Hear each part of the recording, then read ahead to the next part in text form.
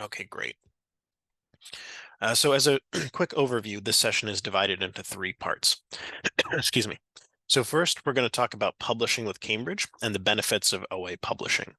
Next, we've broken the publication process into 7 broad steps. So we're going to cover each one of those steps in more detail.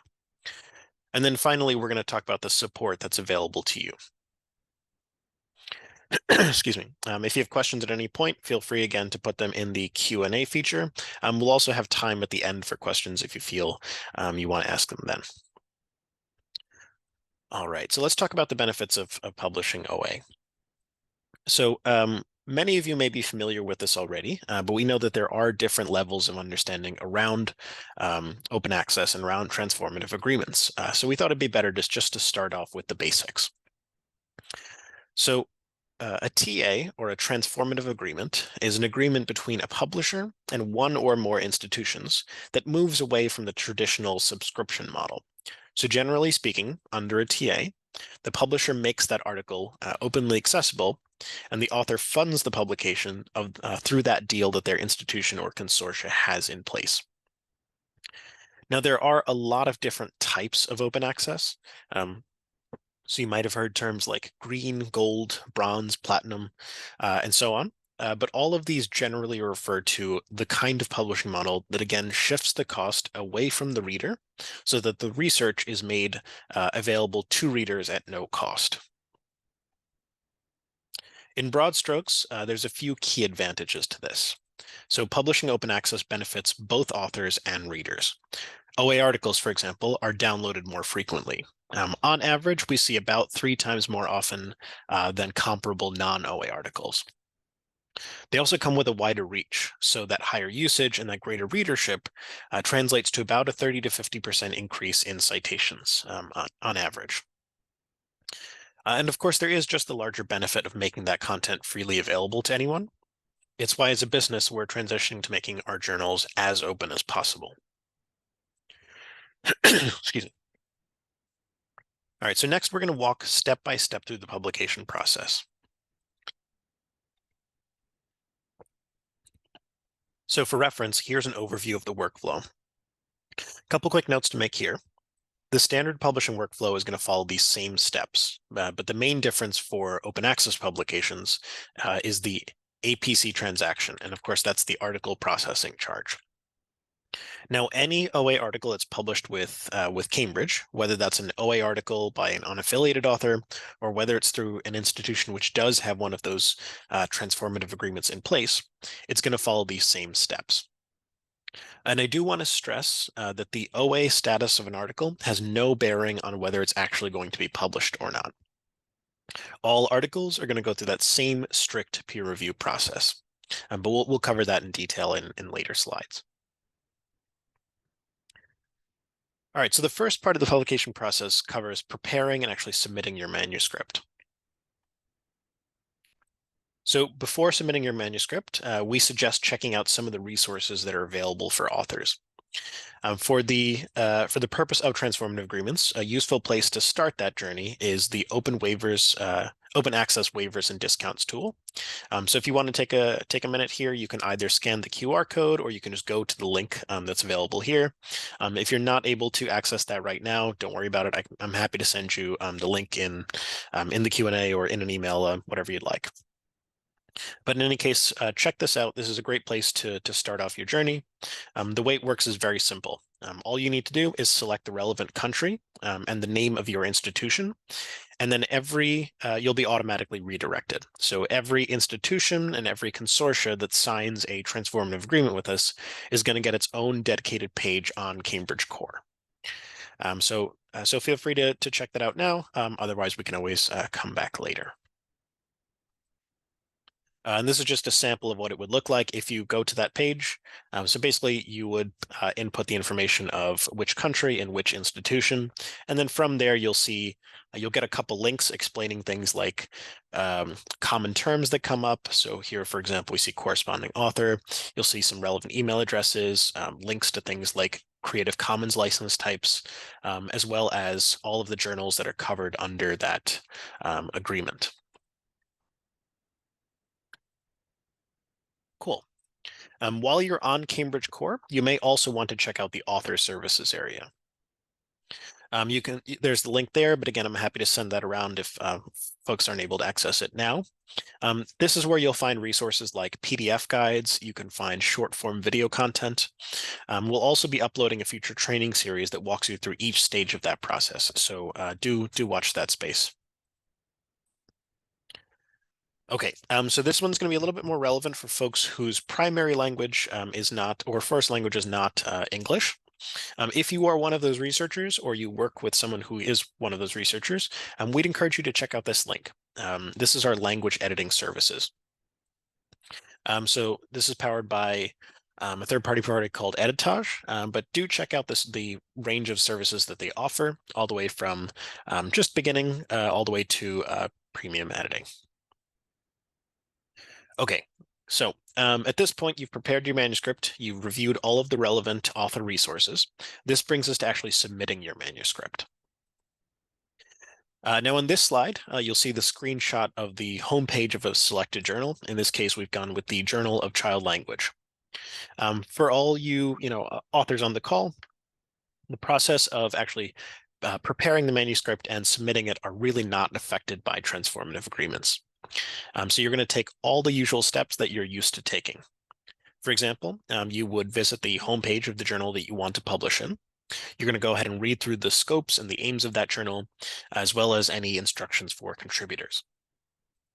And those instructions are just going to tell you how it should be formatted for that particular journal. So if there are things like charts, data, graphics, anything that needs to be formatted in a particular way, this is where it's going to tell you how to follow those guidelines. Okay, so this is a screenshot from a particular online peer review system, or OPRS, and this one happens to be called ScholarOne. Again, we're not going to go too far into the details of things like OPRSs, but what I want to highlight here is the role of what's called the corresponding author. And the reason for highlighting that is because it's the institutional affiliation of the corresponding author that's going to determine eligibility for publishing under one of these transformative agreements. So basically, the corresponding author is just the person who handles the manuscript and the correspondence throughout the whole publication process. This means that they're going to have the authority to act on behalf of all of the co-authors in all matters pertaining to publication. It also means that they're going to act as the point of contact for any inquiries after the paper is published. So when considering the choice of the corresponding author, what we do is we try and encourage authors to consider eligibility, not just for publishing with Cambridge, of course, but for other publishers as well.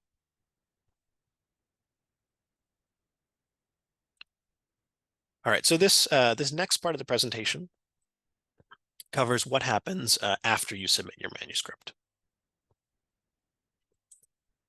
So once your manuscript has been submitted, it's then screened by that journal's editor.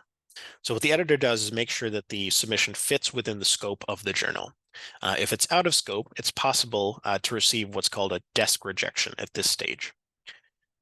From there, we're going to get into the peer review portion, which we'll talk about more in the next slide.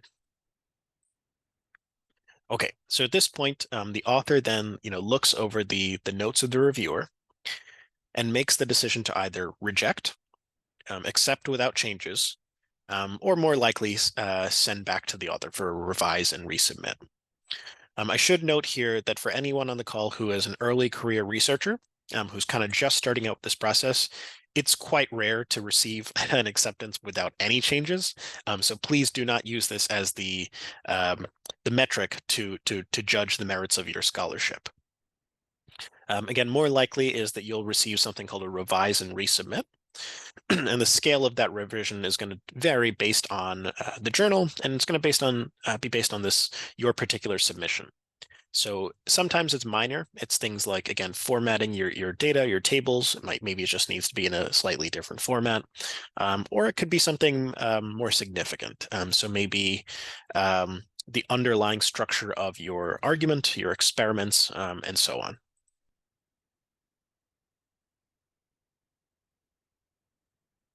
Okay, this is just recapping the last few steps. So again, the editor submits the manuscript for peer review, assuming that it's past that first stage. some kind of decision is made based on the submission.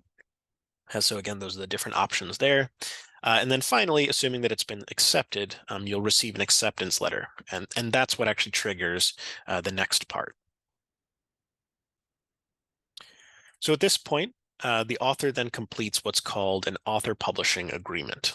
So this is the key decision point for the author to make their article open access. There's going to be a link in the acceptance email that connects them to the journal information page, and that's where the author can select the appropriate form.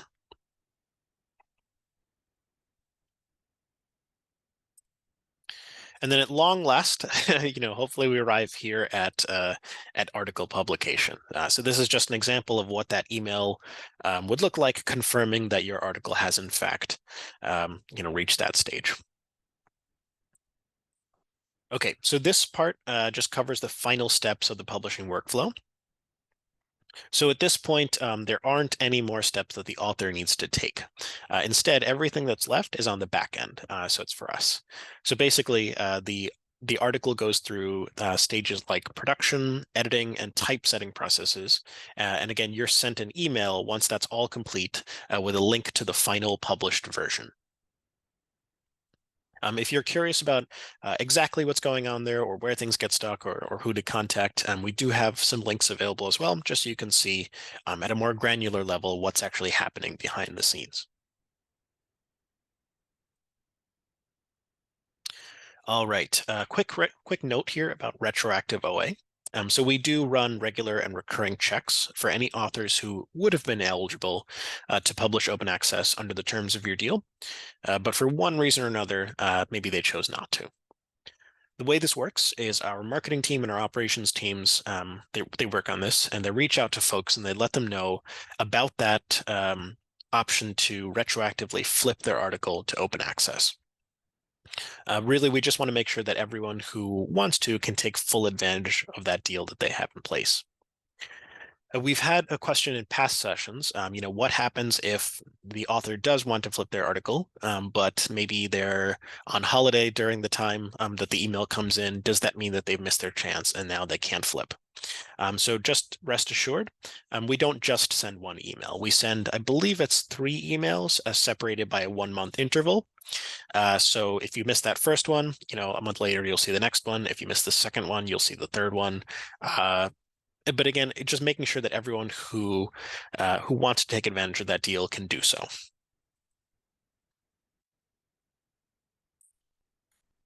All right. So earlier we talked about author support, but just a few final points and just recap the session before we move on to any questions that you might have.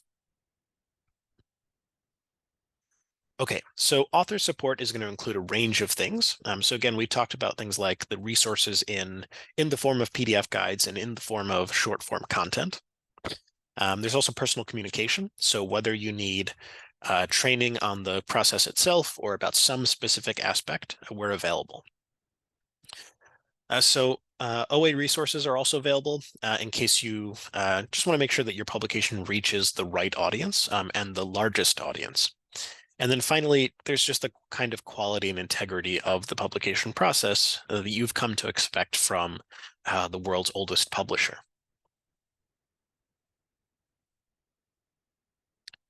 All right, so here's that QR code for author services again. And if you want to jot down a link, it's cambridge.org/core/services/authors. But again, I'm happy to provide this in the Q&A or in the chat if folks would like to check it out later. All right, so these next few slides are just covering the 7 steps that we talked about. If you'd like to see everything kind of concisely on a single PDF, just head to that author services area that we talked about. You can download it or you can reach out to us and we can send you a copy. So here we've got preparing the manuscript. So again, that's going to be things like choosing the right journal. You're going to review the instructions. Next up, we're at submitting the manuscript. So this is following the steps of the OPRS. And then finally, waiting for the completion of the review process.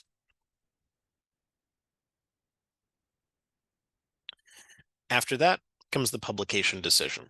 So you can ignore the APC transaction process because I believe that you are on the touch-free workflow here. But if you have any questions about that process or about anything else, you can also contact your librarian or just ask your librarian to reach out to us or to their sales rep on this.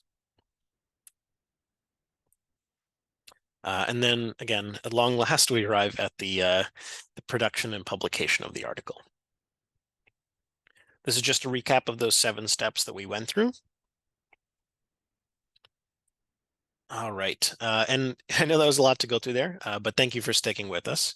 Why don't we move on to questions? And I'll go ahead and start by just checking if there's anything in the Q&A that I might have missed.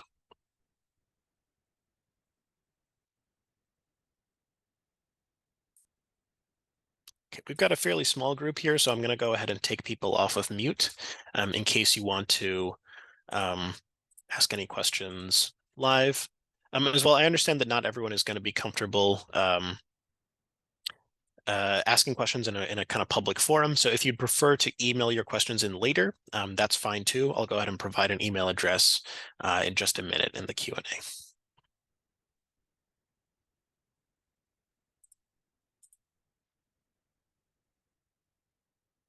Okay, I believe everyone should be off of mute right now. So if you have a question, you can shout it out. You can raise your hand. You can pop it in the Q&A, whatever you feel like.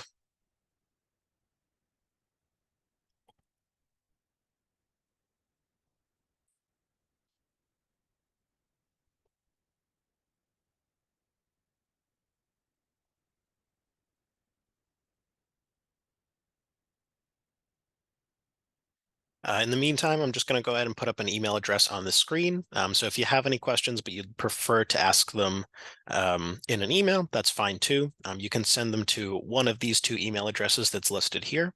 If you have questions about training, you want to receive more training or a specific kind of training, you can go ahead and reach out to us here at academictraining@cambridge.org. As well, if you have questions about the whole process, OA, TA, any kind of aspect of it, this is a great general purpose inbox. So that is OA queries at cambridge.org. But either of those is fine. Someone will get back to you. All right, we'll just give it one more minute in case folks have any questions.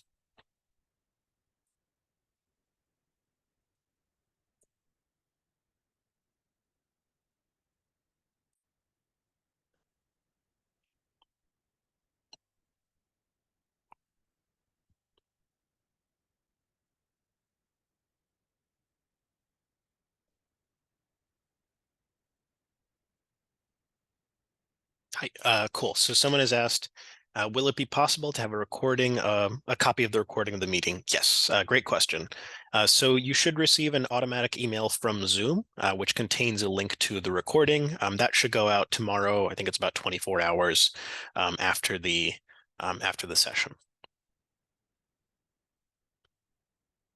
Okay, someone has asked, thanks for the organizing webinar. Is it possible to send us a journal subject list? Yeah, so what I would suggest is just because we'll probably have folks from different institutions on here, take a look at, let me go ahead and pop it up. I think it's at the very beginning.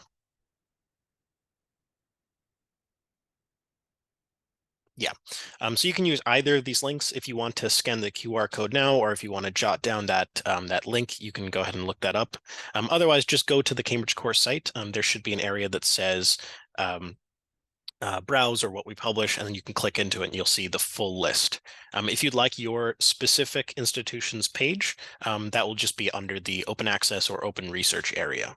If you have any trouble finding that, again, please do send us an email and I'm happy to send you something more specific if you like.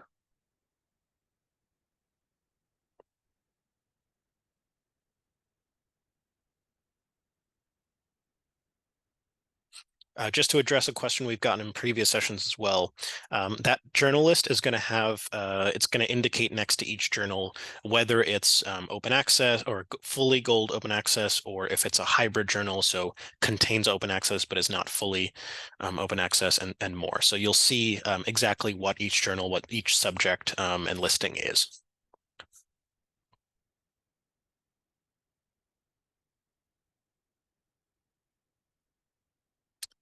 Okay, someone has asked, am I correct in understanding that waiving for open access is not the same as waiving APCs?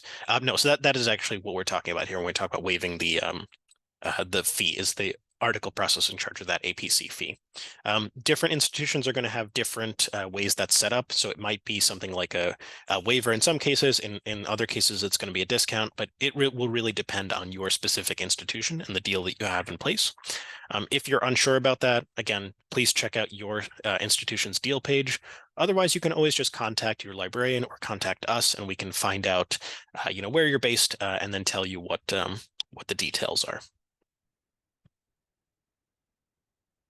Okay, someone here asks, if an author accidentally selects to publish in a gold OA journal, are you able to reverse the process and suggest a suitable hybrid OA journal? Yeah, so one thing I'd mention is you're not kind of stuck in any of these options. So whether that's fully gold or whether that's traditional or whatever, if at any stage of the publication process it becomes clear that this is just not appropriate, you can always reach out to us. It may not be our specific team, but we can put you in touch with the folks who work on the side of production, and editorial and so on. And that way you can find the best fit for you. So if that's something that comes up, don't be worried about raising it as an issue. But great question.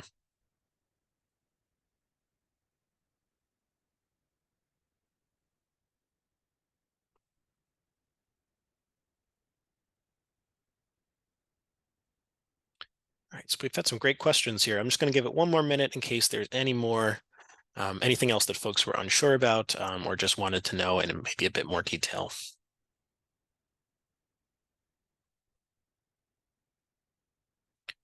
All right, so we've got this up. So I'm going to go ahead and flip back to those email addresses. Sorry for breezing through a lot of slides here. There we go. So those are the email addresses in case you have any further questions.